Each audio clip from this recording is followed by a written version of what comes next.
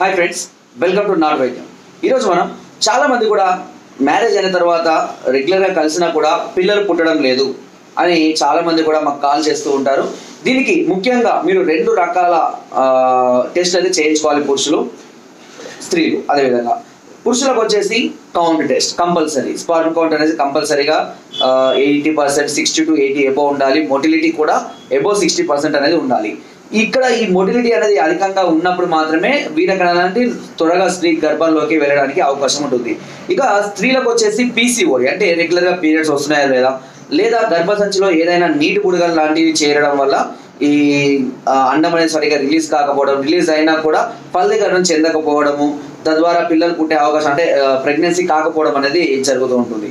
అయితే సహజంగా చాలా మంది కూడా కొన్ని మిస్టేక్స్ చేస్తుంటారు. అంటే కలిసే సమయాలలో కూడా వీళ్ళు అన్ని అంటే స్పర్మ్ కౌంట్ ఎక్కువగా ఉన్నా, స్త్రీలకు రెగ్యులర్ పీరియడ్స్ ఉన్నా కూడా ఎలాంటి సమస్య లేకుండా కూడా పిల్లలు పుట్టకపోవడానికి చాలా అవకాశాలు ఉన్నాయి. దీనికి కారణం ఏంటంటే వాళ్ళు సెక్స్ చేసేటటువంటి పొజిషన్స్.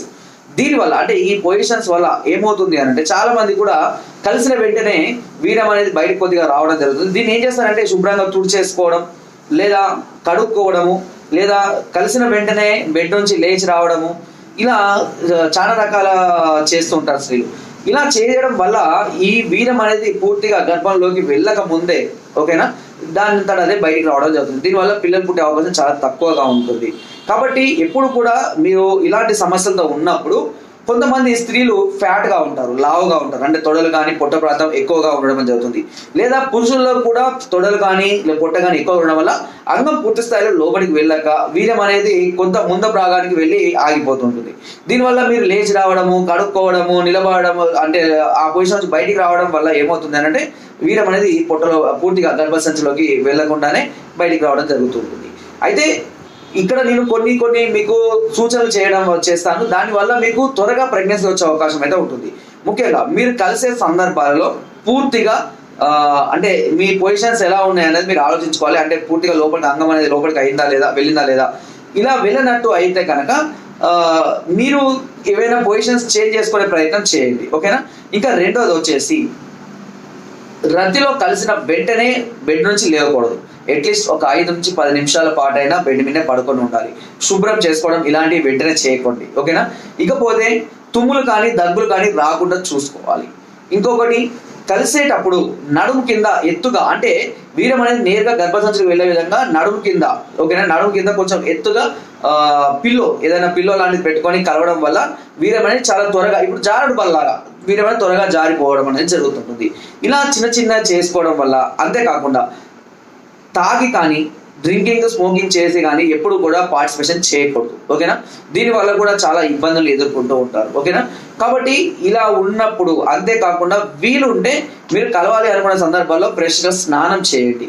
స్నానం చేయడం వల్ల బాడీ అంతా కూడా చాలా యాక్టివ్గా ఉంటుంది, చాలా ప్రెషర్గా ఉంటుంది అన్నట్టు బాడీ కూడా. దీనివల్ల ఆ ప్రెషర్ అంటే వీరం వచ్చే ప్రెషర్ ఉంటుంది చూసారా, ఆ ప్రెషర్ని కూడా మనం పెంచుకోవాలి. అలా ప్రెషర్ పెంచుకోవడం వల్ల కూడా వీరం అనేది చాలా త్వరగా గర్భసంచిలోకి వెళ్ళడం అనేది జరుగుతుంది. ఈ ప్రెషర్ లేక నీరసంగా వచ్చింది అనుకోండి, అది కూడా త్వరగా పాకుతూ గర్భసంచిలోకి వెళ్ళడం అనేది చాలా ఇబ్బందిగా ఉంటుంది. కాబట్టి ఇలాంటి కొన్ని సూచనలు, సలహాలు మీరు ఫాలో అయినట్లయితే ఏ సమస్య లేకుండా ఉన్నట్లయితే కనుక మీకు త్వరగా కన్సీవ్ అయ్యే అవకాశం అనేది ఎక్కువగా ఉంటుంది.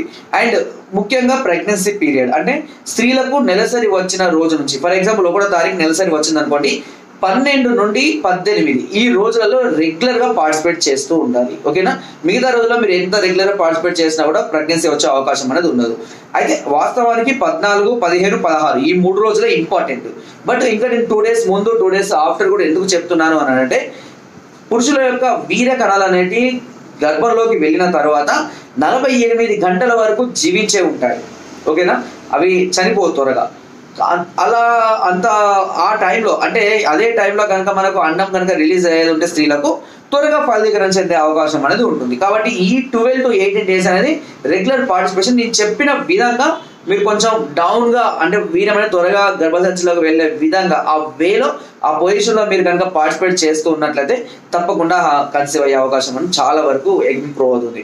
ఇకపోతే కౌంట్ తక్కువగా ఉన్నా లేదా స్త్రీలకు ఇబ్బంది ఉన్నా తప్పకుండా దానికి సంబంధించిన ట్రీట్మెంట్ అనేది 100% మీరు తీసుకొని తీరాల్సిందే. ఓకేనా, దాని ద్వారానే మీకు ఇంకా ఈ అవకాశం అనేది చాలా త్వరగా కలగడం జరుగుతుంది. సో ఫ్రెండ్స్, మీరు కనుక నా వీడియో నచ్చినట్టయితే ఒక లైక్, ఒక షేర్ చేయండి.